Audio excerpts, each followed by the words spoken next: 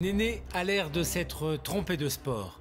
Une agression criminelle, digne des meilleurs combats d'arts martiaux, a déclenché une bataille rangée pour une raison inhabituelle. Al Arabi recevait l'équipe d'Al Gharafa dans un match qui promettait beaucoup d'émotions, mais a été livré une forte dose de violence.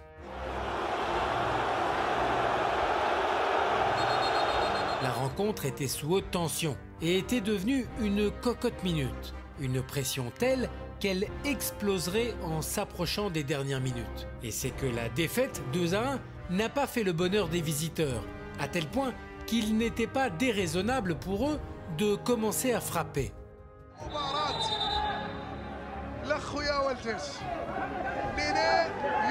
Ce vilain coup de pied et le carton rouge qui l'a suivi ont été suffisants pour que la bataille commence. Les poussées étaient les plus douces actions que l'on pouvait voir. Les coups de pied volants étaient déjà présents.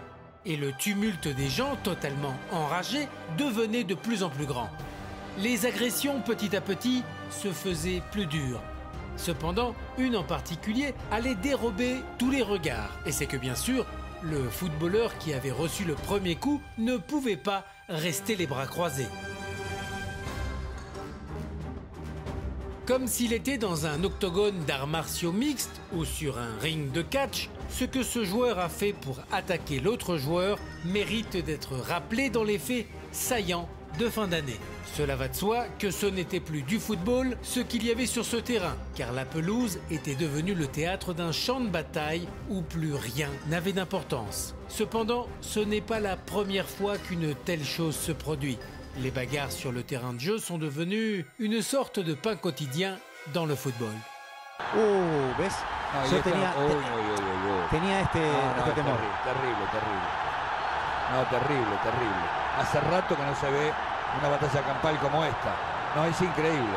L'Amérique du Sud a été la scène principale de ces malheureux spectacles. Les classiques échafourés par les fans ou simplement les matchs qui se mettent à chauffer sur le terrain de jeu et conduisent à des batailles rangées, quelle que soit l'instance.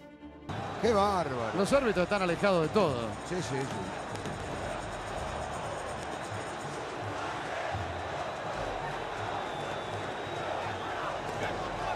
Esto es Sudamérica, señores. Esto es Sudamérica. Y se sigue viendo el fútbol como esta vía de escape, como una batalla, como una lucha, más que como un deporte. En cambio en Europa, obviamente siendo una sociedad y una cultura que tiene mucho más años de vida, el fútbol ya ha pasado a ser, generalmente, porque también hay excepciones, ha pasado a ser un espectáculo. Pourtant, l'élite mondiale du football n'y échappe pas. Et il est clair que les émotions sont à la surface. Et toute friction, pouvant être considérée comme malveillante, peut allumer une mèche très difficile à éteindre. Se viene Saja por el medio Benteke, listo, Tanganga, no. La vérité est que c'est presque devenu une tradition qu'il y ait des bagarres dans le football.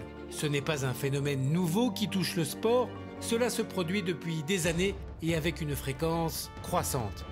Parece que todo se va a tranquilizar en un primer momento, pero aparece Siviero por el otro lado, empiezan los empujones también con el Chupa López, y ahí sí, se desató la locura. Parfois, il se fait difficile de distinguer si c'est un match qui se joue ou si vous appréciez un combat d'arts martiaux mixtes. Le football est un sport où les émotions passent facilement au premier plan. Et c'est ainsi que cela se termine avec ces images malheureuses, où le ballon passe tristement au second plan, faisant la part belle aux coups et aux agressions.